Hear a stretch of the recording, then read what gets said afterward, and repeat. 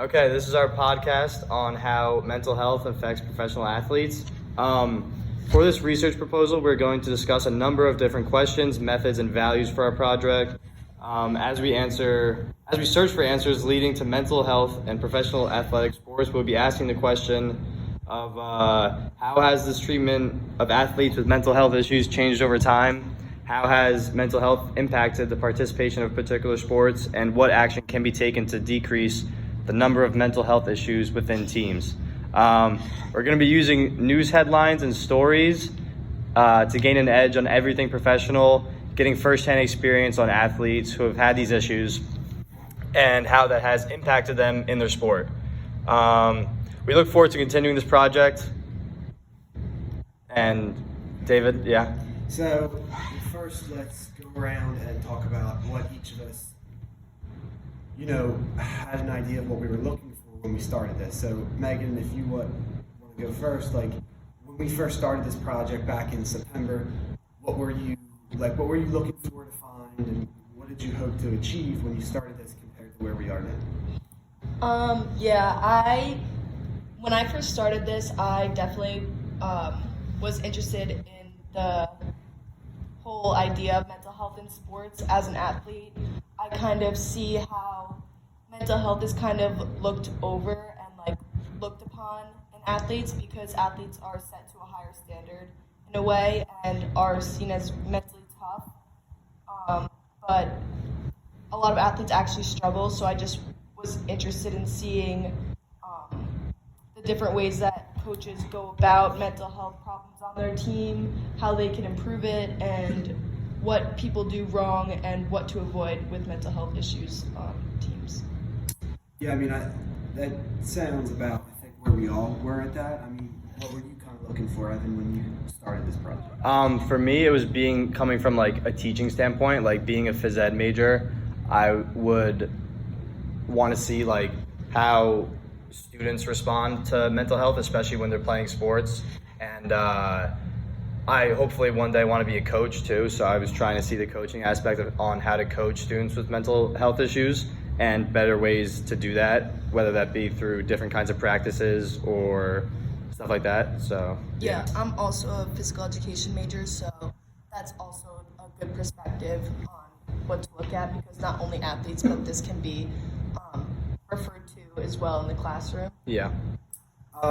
So yeah, as for me, I mean, I know you two kind of had your group, and I kind of went in. I was gonna do my own thing in history, but especially because I do a sport, and I know Megan does a sport too, I felt this was interesting, and I might as well look into how this could help me.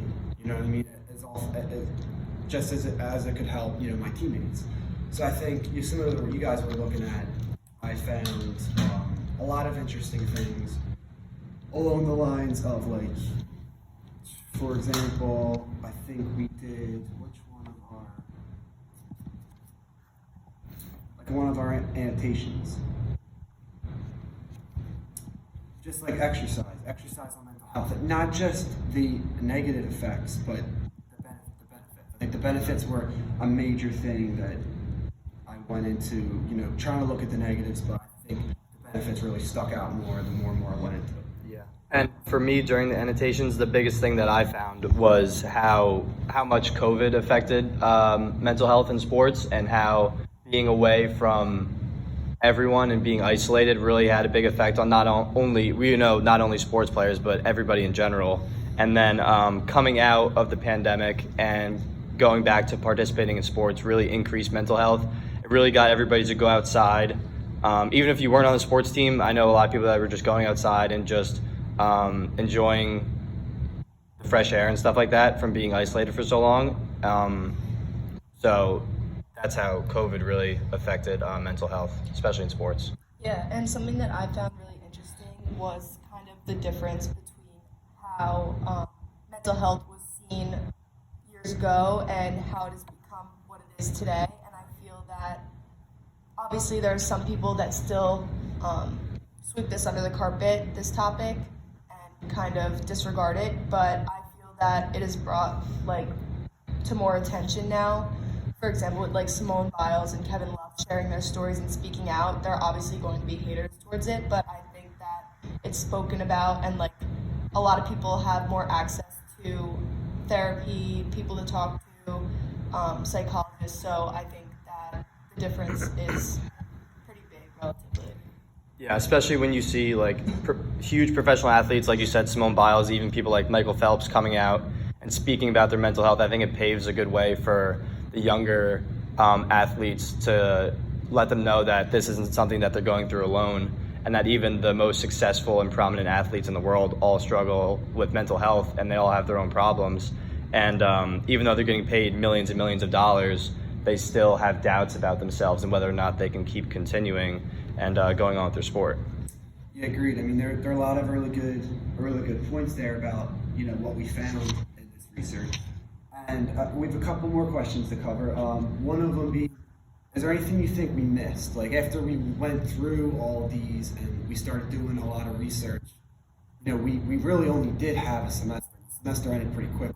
We're at the tail end of the semester now. This is pretty much our last project, and I know we'd love to cover this topic more, but like, is there anything you guys think that we left out that could help?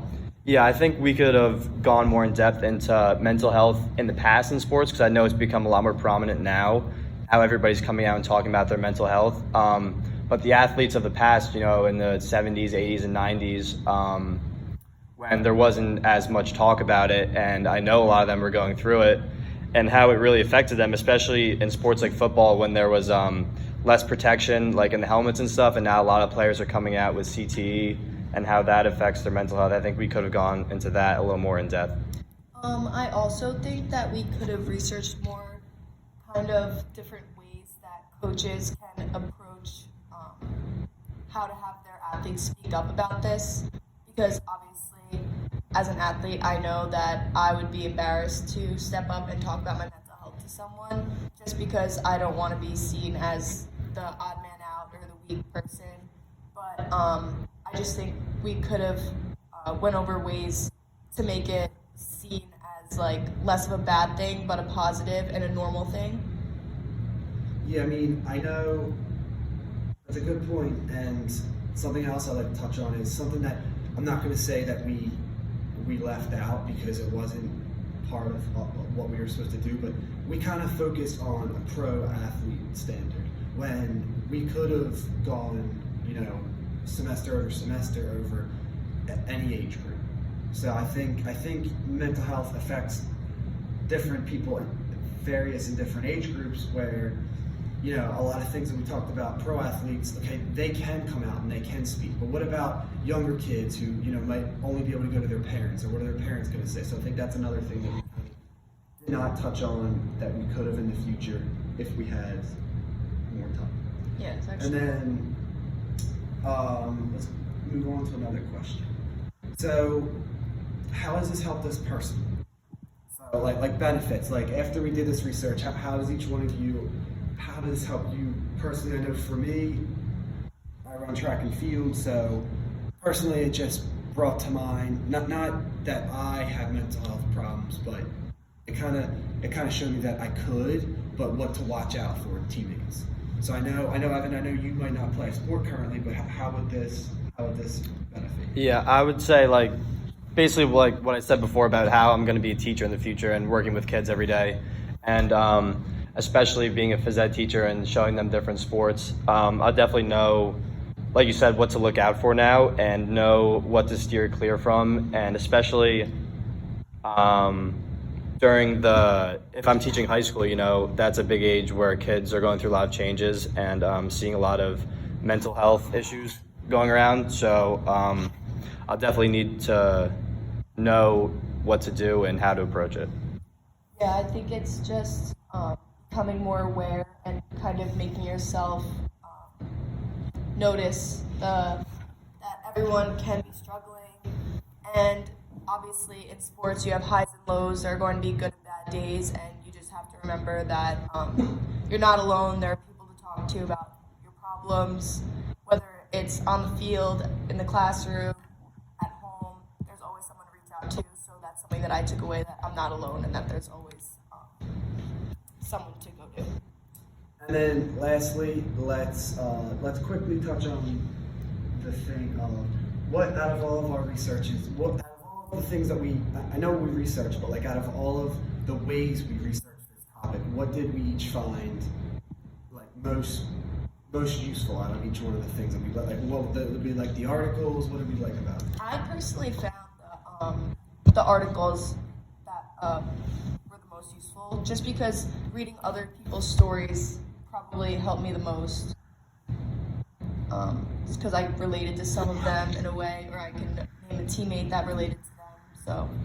Yeah, I mean that sounds about right. Evan, do you think there's anything? Yeah, I think Megan summed it up well. I think the articles really show, especially from the professional athlete side of what they're going through. I thought that benefited me the most. Mm-hmm. Yeah, and I would say I like the articles. I mean, they're so widespread, so it's gonna help. It's gonna help the most. All right, it looks like we are out of time. That was our project for this semester of how mental health affects professional athletes. I was here today with Megan alongside Evan, and thank you if you're listening. And have a nice day. Thank you. Bye.